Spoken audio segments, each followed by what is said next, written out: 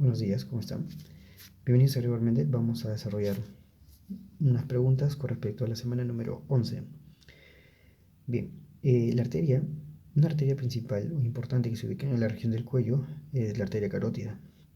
Está ubicada en el triángulo carotidio, ¿no? Va a brindar dos ramas, una llamada carótida externa y otra profunda, que es la carótida interna. Esta carótida externa va a brindar una rama, la primera rama que es la lingual, y una segunda que es la que nos interesa, que es la rama de la facial, ¿no? Entonces, esta rama arterial facial o arteria facial va a tener un recorrido y va a discurrir paralelamente, ¿no?, al vientre posterior del digástrico y a un músculo llamado estiloideo. Luego, una vez ubicada en la pared lateral de la faringe, ¿no?, ¿qué es lo que va a hacer? Esta glándula va a dirigirse, ¿no?, hasta una glándula que se va a llamar la submaxilar. Una vez que la rodea, va a llegar a este borde, que es el borde inferior, ¿no?, de la mandíbula. Llegado al borde inferior de la mandíbula, ¿no?, va a pasar hacia adelante y va a ir por delante del borde anterior de un músculo llamado macetero. Una vez llegado a este borde superior y anterior del macetero, va a ubicarse a nivel, ¿no?, de la comisura labial. Y luego va a ascender hacia un surco que es el surco nasogeniano. Y va a terminar en este ángulo que es el ángulo del ojo. Todo ese recorrido va a corresponder al recorrido de la arteria facial. Bueno, ¿por qué hago ese recorrido? Por si acaso le pregunten recorrido de esa arteria. Bien, centrémonos en esto. En un punto de su trayecto se va a ubicar a nivel del borde inferior de la mandíbula, por delante del ángulo de la mandíbula. Al ejercer presión sobre este borde inferior, vamos a palpar el pulso, que es el pulso de la arteria facial o el pulso facial. Bien, otra de las ramas que va a dar la carótida externa, que es una de las ramitas llamadas y se va a dirigir hacia la región temporal, se va a llamar la arteria temporal. Solo que esta arteria temporal va a dar dos ramas, ¿no? Una profunda, que se va a ubicar por debajo del músculo temporal, y otra superficial, que va a estar por delante, por encima de este. Esta arteria temporal superficial puede percibir, o se puede percibir un pulso a nivel de ella. Se ejerce presión, ¿no?, por delante de una estructura del oído que se conoce como el trago. Entonces, este pulso se va a conocer como el pulso de la arteria temporal superficial. Entonces tenemos dos pulsos: el pulso de la arteria facial y el pulso de la arteria temporal superficial. ¿Cómo se palpa el pulso de la arteria facial? En el borde inferior de la mandíbula, por delante del ángulo.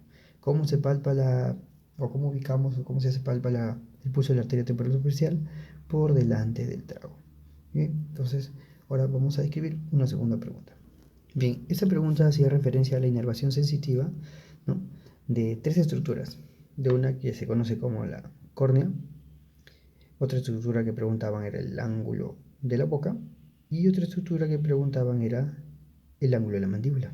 Entonces, la cara, recordemos que va a recibir la inervación de tipo sensitiva de un músculo llamado trigémino. El trigémino, recordemos que es un músculo motor y sensitivo a la vez, por eso se considera como un nervio mixto. La función motora lo va a dar hacia los músculos de la masticación, es decir, la función motora hace referencia al movimiento, ¿no?, a la capacidad que tiene el nervio para generar movimiento en un músculo. Por lo tanto, el trigémino es responsable de mover o dar movimiento a los músculos de la masticación. Sin embargo, la función sensitiva la va a ejercer sobre la región de la cara. Entonces, el trigémino es responsable de darle la sensibilidad a la cara. Pues bien, recordemos que el trigémino va a dar tres ramitas, ¿no? La B1, B2 y B3. La B1 se va a conocer como la rama oftálmica, se dirige hacia la región del ojo. La 2 se va a dirigir al maxilar, la rama mandibular, y la B3 se va a dirigir hacia la mandíbula, la región, por eso le llaman mandibular. Entonces, oftálmica, maxilar y mandibular. Bien, veamos un poco sobre cuál es el territorio de cada uno de ellos en la cara. Bien, empezaré con esto. Vas a tomar como referencia el ángulo externo del ojo, de ambos ojos. Tomamos como referencia los ángulos externos del ojo. Otra referencia es la punta de la nariz, ¿no? La punta de la nariz. Y empezamos. Entonces, desde la punta de la nariz, el dorso de la nariz, ¿no?, vamos a ver una distribución hacia el ángulo interno del ojo. Y nos vamos a dirigir, ¿no?, hasta el ángulo externo. Hasta el ángulo externo. Y luego de este ángulo externo ascendemos, ¿no? Tomando los arcos superciliares. El territorio que estoy pintando va a corresponder a la B1, ¿no? La rama oftálmica. Entonces, ¿qué es lo que inerva? La primera rama, la B1, que inerva 1. Punta de la nariz. 2. Dorso de la nariz. 3. El párpado superior, ¿no? 4. Aunque no se señale aquí, vamos a ver que hay una estructura cristalina, ¿no? Como un lente, que se denomina córnea, ¿no? Y se va a ubicar en la región anterior del ojo. Entonces la córnea también es inervada por B1. Y por último, vamos a ver que los arcos superciliares también corresponden. La glabela también corresponde a la inervación sensitiva de B1. Bien, ahora vamos a hacer la descripción de B2. Vamos a tomar como referencia, ¿no? Este punto que es la comisura labial y este otro punto que también es la comisura labial. ¿Ok? Bien. Para hacer la inervación sensitiva de este segmento, lo que vamos a hacer es lo siguiente, ¿no? Vamos a dirigirnos prácticamente hacia un punto medio de la inervación sensitiva de B1. Entonces, si ascendemos, este vendría a demarcarse la inervación sensitiva la segunda rama del trigémino, que sería B2. Bien, entonces, ¿qué inerva B2? 1. Va a inervar las alas nasales, ¿no? Toda la inervación sensitiva de las alas nasales. 3. Vamos a ver que va a inervar la región del maxilar, ¿no? Por eso su nombre. 4. Va a inervar la inervación sensitiva al labio superior, ¿no? Al labio superior. Muy bien. 5. Al párpado inferior, ¿no? El párpado inferior. Y toda la región comprendida, ¿no? Dentro de estas estructuras. Entonces, esta ramita, esta inervación sensitiva le va a corresponder, toda esta región va a ser, ¿no? Inervada por la V2. Por último, la V3. La V3 va a tener otro territorio, ¿no? ¿Y qué va a hacer? Pues vamos a tomar como referencia, ¿no? Los extremos del mentón, y vamos a hacer un pequeño salto. Es decir, la inervación sensitiva va a corresponder al mentón, al labio inferior, ¿no? Pero no va a tocar para nada al ángulo de la mandíbula, ¿no? No toca el ángulo de la mandíbula. Y luego se va a dirigir hacia adelante a inervar solamente en la oreja, va a inervar a la región del trago, ¿no? Acá también inerva la región del trago, pero el pabellón auricular no va a ser inervado. Entonces ascendemos y esto sería la inervación sensitiva de la V3. ¿Qué inerva la V3? El mentón, el labio inferior, parte del cuerpo de la mandíbula, el trago y esto que se conoce como mejillas o pómulos, ¿no? Las mejillas o pómulos. La región malar también, ¿no? Entonces, hasta ahí tenemos todo lo que corresponde a la inervación sensitiva de la cara. Pues bien, una pregunta que normalmente hacen es ¿quién inerva, ¿no? ¿Quién inerva a la región del ángulo de la mandíbula? Entonces vamos a darnos cuenta de que va a haber una ramita que va a ascender por aquí, ¿no? Que se va a dirigir hacia la oreja y esa rama se conoce como la auricular mayor. Auricular mayor. Y es el responsable de inervar el ángulo de la mandíbula. Y no solamente el ángulo de la mandíbula, sino que este auricular mayor, en su recorrido, va a inervar a una región de la orejita llamada el hélix, ¿no? El hélix. Bien, hasta ahí entonces hemos descrito lo que es inervación. Entonces, ¿cuál sería la respuesta? Preguntaron sobre la córnea. ¿Quién inerva la córnea? Dijimos B1. Preguntaron también sobre el ángulo de la boca. Pues el ángulo de la boca está dividido en las dos ramas, ¿no? Tanto B2 como B3. Y pedían el ángulo de la mandíbula.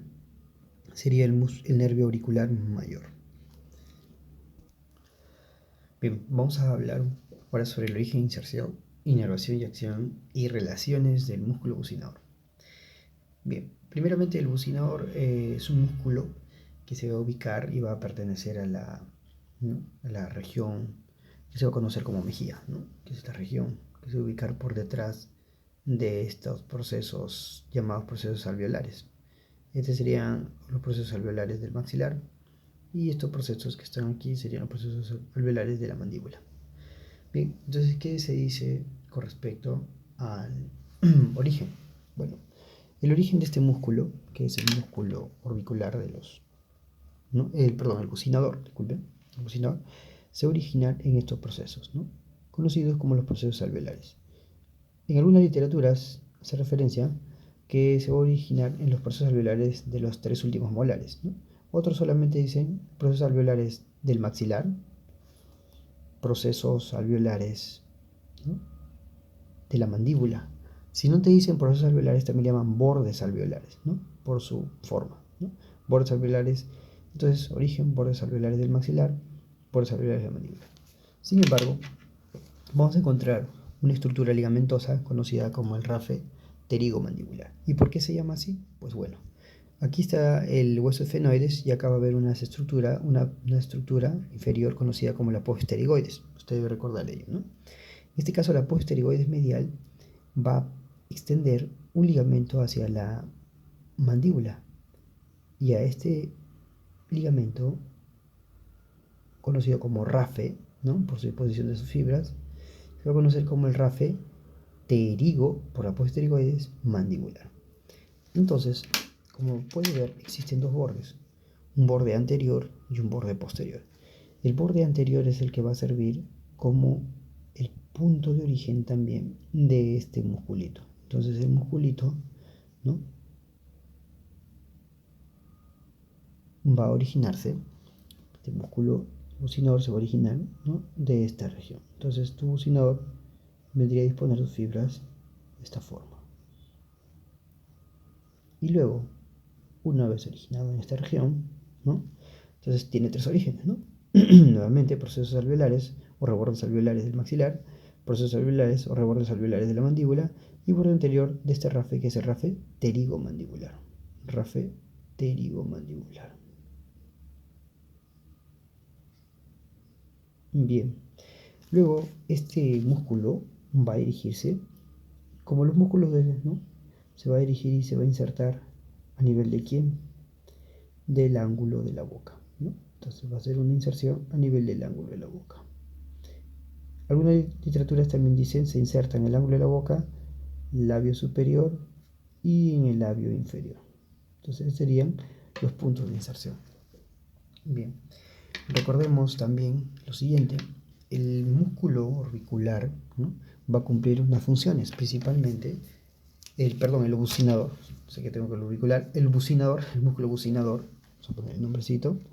Este músculo bucinador va a cumplir la siguiente función: va a participar activamente en el proceso de masticación. Entonces, este músculo, el bucinador, también le llaman el músculo del silbido, ¿no?, va a cumplir las siguientes funciones. Uno es comprimir las mejillas, ¿no?, comprimir las mejillas hacia los procesos alveolares y los dientes. Y otra función que va a cumplir es, va a permitir que los alimentos, ¿no?, se remuevan de estas regiones, ¿no? Al momento de acumularse durante la masticación, hace que estos alimentos se remuevan y puedan ingresar nuevamente a la cavidad oral para generar la deglución posteriormente. Entonces, primera función, comprime las mejillas, esto permite el silbido, por ejemplo. 2, permite remover los alimentos que se puedan acumular en estas regiones, por lo tanto participa activamente en la masticación, ¿no? Y por último vamos a ver sobre sus relaciones, ¿no? Bien, vamos a ver que tiene las relaciones correspondientes hacia adelante, atrás, la cara medial y la cara externa. Muy bien. No se olviden que el bucinador es el musculito que va a estar perforado por un agujero o por un conducto, el conducto de la glándula mandibular o el conducto de esteno, ¿no? Va a ser perforado. Y luego va a desembocar este conducto a nivel del segundo molar superior, ¿no?, pero que en este momento no nos importa, pero sí como relación. Entonces, ¿qué relaciones va a presentar este músculo? Bueno, por detrás va a haber un músculo que va a constreñir la faringe, que se va a conocer como el constrictor de la faringe, pero son 3.